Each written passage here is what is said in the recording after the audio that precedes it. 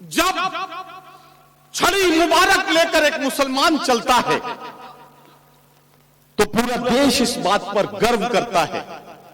यह वही मुल्क है कि जहां जब कुंभ का मेला लगता है तो कुंभ के मेले में जब हमारे हिंदू भाइयों का, श्रद्धालुओं का जब भीड़ बढ़ती है, जब उनकी तादाद बढ़ती है, तो जैन के मुसलमान अपनी मस्जिदों के दरवाजे इस ऐलान के साथ खोल देते हैं कि आओ हिंदू भाइयों आओ, ये मस्जिदें आपका इस्तकबाल कर रही हैं, ये मस्जिदें आपका स्वागत करने के लिए तैयार हैं, आप यहां आकर रुकिए, हम आपका स्वागत और इस्तकबाल करते हैं।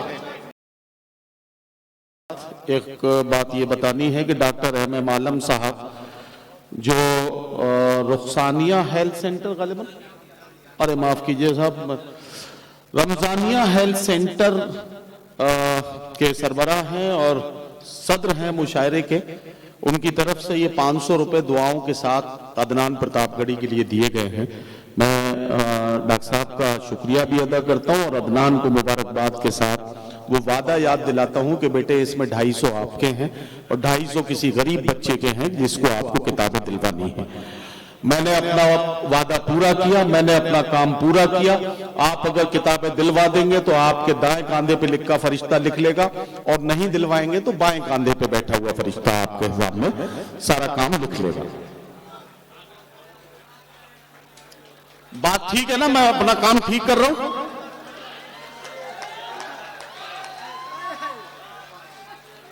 ये लोग बिहारी लाल अंबर साहब तशरीफ ले आए, जरा तालियां बजा दीजिए इनके लिए।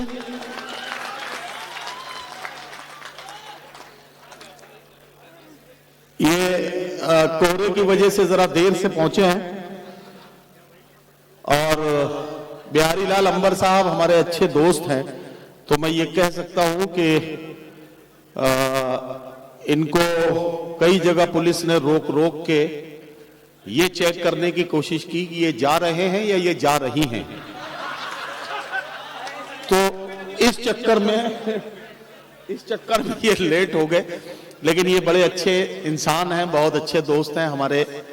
मैं चूंकि इनका बेतकल्लुफ दोस्त हूं इसलिए मैं ये मजाक कर बैठा। खैर, अब अदनान प्रतापगढ़ी आपकी खिदमत में अपना कलाम पेश कर रहे थे।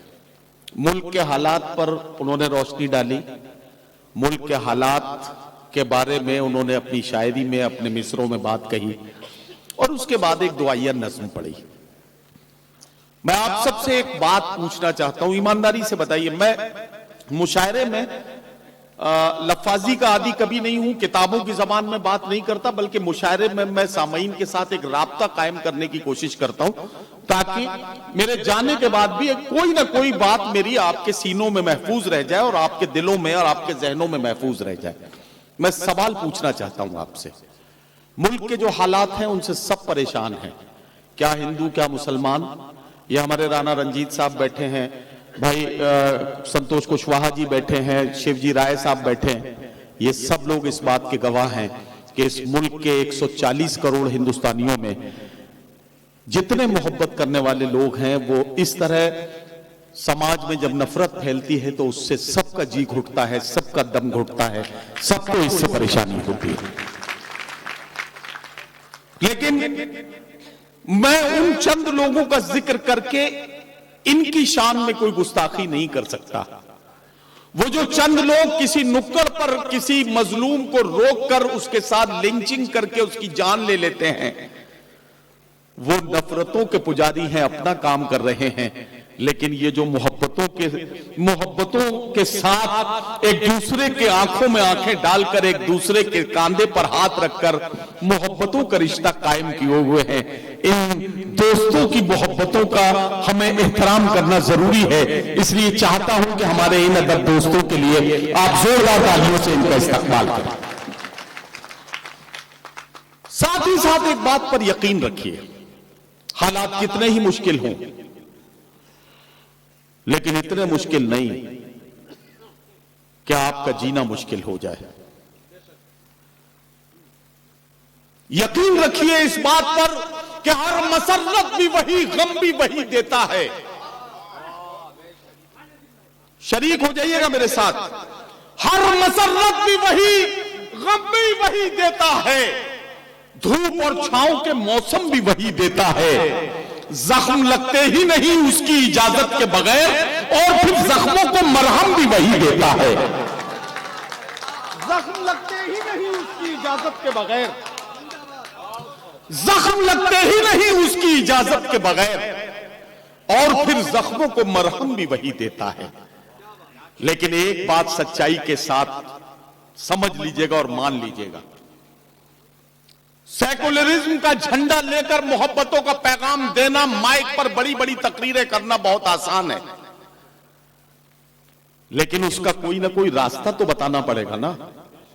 सेकुलरिज्म की सही और सच्ची परिभाषा यह है कि आप जिस मजहब, जिस धर्म के मानने वाले हैं, आप अपनी आस्थाओं, आप अपनी अकीदतों पर भरपूर तरीके से कायम रहें, किसी को कोई दुश्वारी नहीं। लेकिन दूसरे के लिए इतनी गुंजाइशें रखिए कि जब वो अपनी अकीदतों और आस्थाओं का पालन करे तो आप उसे मोहब्बतों के साथ जगह दे सकें, आप उसे मोहब्बतों के साथ स्पेस दे सकें।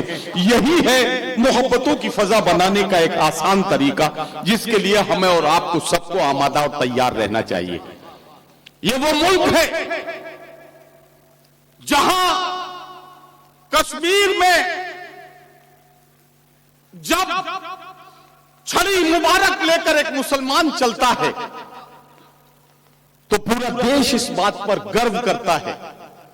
यह वही मुल्क है कि जहां जब कुंभ का मेला लगता है तो कुंभ के मेले में जब हमारे हिंदू भाइयों का, श्रद्धालुओं का जब भीड़ बढ़ती है, जब उनकी तादाद बढ़ती है, तो जैन के मुसलमान अपनी मस्जिदों के दरवाजे इस ऐलान के साथ खोल देते हैं कि आओ हिंदू भाइयों आओ, ये मस्जिदें आपका इस्तकबाल कर रही हैं, ये मस्जिदें आपका स्वागत करने के लिए तैयार हैं, आप यहां आकर रुकिए, हम आपका स्वागत और इस्तकबाल करते हैं। ये वही मुल्क है कि जब मुंबई की चौड़ी सड़कों पर गणेश विसर्जन का जुलूस निकलता है और गणपति बाप्पा मोरिया के नारे आसमान को छू रहे होते हैं, अचानक किसी मस्जिद से अजान की आवाज आती है और आवाज आती है अल्लाहू अकबर, अल्लाहू अकबर। हमारे हिंदू भाई उस मुंबई की चौड़ी सड़कों पर जुलूस को थोड़ी देर के लिए रोकते हैं और इस ऐलान के साथ रोकते हैं कि जब तक अल्लाह के घर में अजान की आवाज आ रही है तब तक ये जुलूस यहां रोका जाता है, ताकि हमारे मुसलमान भाई नमाज पढ़ने के लिए मस्जिद को जा सके। हम अगर सिर्फ बुरी बातों की निशानदही करेंगे तो इन अच्छी बातों की तारीफ कौन करेगा? यह जिम्मेदारी भी हमारी है और यह जिम्मेदारी हमें समझनी पड़ेगी, क्योंकि इस देश की मिट्टी में हिंदू हो, मुसलमान हो, सिख हो, ईसाई हो, सबका खून इस मिट्टी में शामिल है। सबने मिलकर इस मुल्क को आजाद कराया है। एक तरफ से बंकिम चटर्जी का नारा गूंजा था वंदे मातरम, तो दूसरी तरफ से मौलाना हजरत मोहानी ने कहा था इनकलाब जिंदाबाद, तब जाकर यह मुल्क आजाद हुआ था। और यह मुल्क हम सब की विरासत है, हम सबको बुजुर्गों के खून की किस्तें इसमें शामिल है। यही पैगाम है जो हम देना चाहते हैं।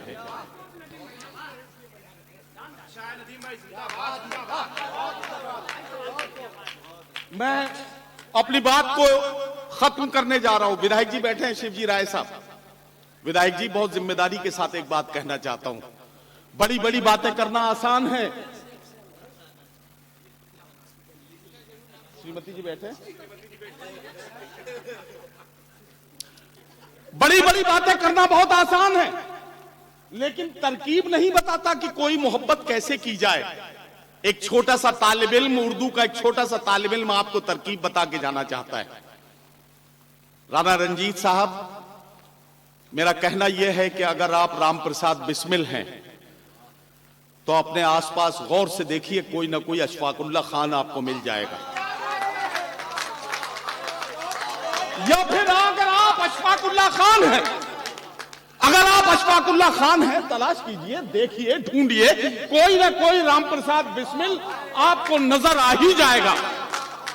और जब वो मिल जाए तो मोहब्बतों के साथ उसके कंधे पर भरोसे का हाथ रखिए, उसकी आंखों में मुस्कुराते हुए देखिए और धीरे से उससे कहिए कि ना तेरा है न मेरा है, ये हिंदुस्तान सबका है।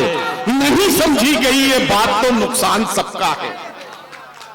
न तेरा है न मेरा है, ये हिंदुस्तान सबका है। नहीं समझी गई ये बात तो नुकसान सबका है। जो इसमें मिल गई नदियां वो दिखलाई नहीं देती, महासागर बनाने में मगर एहसान सबका है। हजरत गिरामी, यही वो पैगाम है जो मैं आप तक पहुंचाना चाहता था। आपका बहुत शुक्रिया, आपने मुशायरे को बहुत खूबसूरत बनाया हुआ है। जितने भी लोग यहां बैठे हैं, आपकी जिंदा दिली, आपकी मौजूदगी और आपकी पुरवकार समातें यकीनी तौर पर इस मुशायरे को कामयाबी की मंजिलों के करीब लेकर पहुंचेंगी। मैं आपका शुक्रिया अदा करता हूं।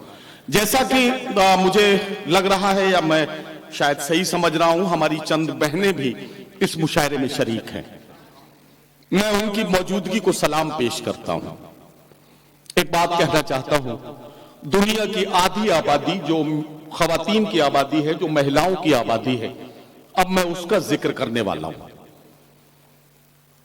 सोच के देखिए कि खातून हमेशा आपके आसपास होती है, आपके साथ रहती है।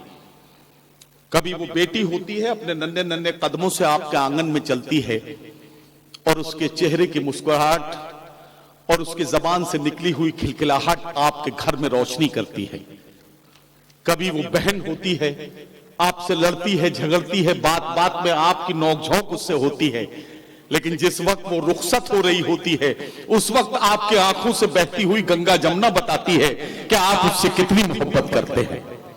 कभी वो बीवी होती है जिसके चेहरे और जिसकी मोहब्बतों की कसमें खाकर आपने अपनी जिंदगी को खुशगवार बनाते हैं, और कभी वो मां होती है कि जब उसके चेहरे की झुर्रियों पर आपकी नजर पड़ती है तो आपको एक उम्रे का सवाब मिल जाता है।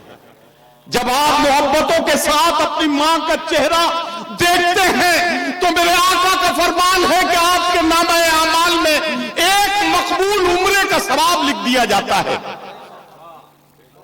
जब आप अपनी मां के कदमों की तरफ देखते हैं तो आपको बताया जाता है कि ऐ गुनाहगार बंदे, यही तो वो कदम हैं जिनके नीचे तेरी जन्नत रखी गई है। तो वो औरत का एक बहुत पाकीज़ा और बहुत पुरवकार किरदार है। एक औरत इन तमाम किरदारों को निभाते निभाते सारी जिंदगी आपके साथ रहती है, लेकिन वो कैसे सोचती है, उसके सोचने का तरीका क्या है, कैसे कैसे उसकी सोच बदलती है, इसको समझना है तो हमें अब एक शायरा से उसका कलाम सुनना होगा। ये जो हमारी बहनें बैठी हैं, शायरा को बुलाऊं उससे पहले इनसे भी एक काम की बात कहता चलूं। मेरी बहनों, अपने भाई की ये बात अपने साथ ले जाना तोहफे के तौर पर। मैं आप सबसे कहना चाहता हूं, और जो बहनें यहां ना हो, आपकी जिम्मेदारी है आप उन तक ये खबर पहुंचाएं कि जो कुछ आप अपनी बहू से चाहती हैं, खुदा के वास्ते अपनी बेटी को सिखाना शुरू कर दीजिए। ये दुनिया जन्नत बन जाएगी।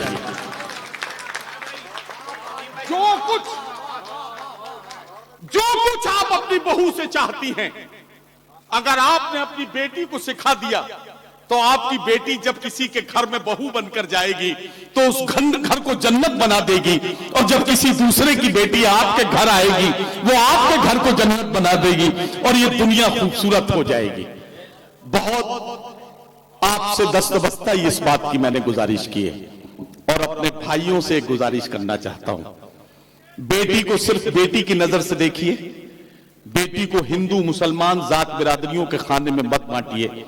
किसी बेटी पर अगर जुल्म हो रहा है तो उसकी हिफाजत के लिए अपना सीना खोल कर खड़े हो जाइए, और यकीन रखिए इस बात पर कि अगर कभी आपकी बेटी पर ऐसा खराब वक्त आ गया तो दुनिया में कोई ना कोई जिंदा दिल बाप आपकी बेटी की हिफाजत के लिए उसी तरह से अपना सीना खोल देगा जिस तरह से आपने किसी दूसरे की बेटी के लिए अपना सीना खोला था। बेटी को बेटी की नजर से देखना हम सबकी जिम्मेदारी है। जब से रखा है मेरे आंगन में बेटी ने कदम, घर में इस बरकत ने फिर फाका नहीं होने दिया। हजरात गिरामी, आइए बेटी, बहन, महबूबा, बीवी और मां, इन तमाम रिश्तों से गुजरती हुई शायरी का नमूना देखते हैं और मुलाकात करते हैं अल्लामा शिबली नोमानी की सरजमीन राहुल सांकृत्यान के बहुत ही पावन भूमि और कैफी आजमी की सरजमीन आजमगढ़ से आने वाली एक मेहमान शायरा और कवित्री मोहतरमा नंदनी आजमी को मैं आवाज दे रहा हूं और उनसे गुजारिश कर रहा हूं कि वो तशरीफ लाएं और अपने खूबसूरत कलाम से नवाजें। नंदनी आजमी है, नंदनी आजमी है, माइक है, रात है, फैसला आपके हाथ है। तालियों की गूंज में इस्तकबाल कीजिए नंदनी आजमी माइक। बहुत बहुत शुक्रिया हाजरीन। मैं मधुबन की धरती पर मेरी पहली हाजिरी, मैं नंदिनी आजमगढ़ से, यूपी से। शहीद नाजिर हुसैन की शाम में ये प्यारा सा मुशायरा मुनक्किद किया गया है। मैं आप सभी हजरात की इजाज़त चाहते हुए बगैर ज़्यादा किसी बातचीत के अपने शेरी सफ़र का आगाज़ करना चाहती हूँ और मैं बहुत शुक्रगुजार हूँ इस मुशायरे को जिसने भी हमारे कमेटी के तमाम मेंबरान